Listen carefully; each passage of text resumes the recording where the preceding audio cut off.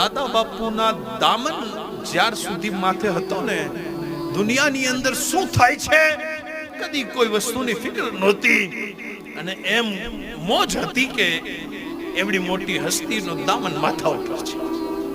પણ આજે એની કમી મહેસૂસ થઈ છે. અલ્લાહ પાક એમના દરજ્જાને બુલંદ કરે, અને આલે રસૂલની જે શાન છે એ શાન ઉજાગર છે, અને ઇન્શાઅલ્લાહ કયામત સુધી ઉજાગર થશે, અને દુનિયા જોશે કે ઈ યઝીદ જે 5-7 છોકરાઓને મૂકીને ગયો તો ને, આજ એનો એક પણ દીકરો દુનિયાની અંદર કોઈને મળ્યો નથી.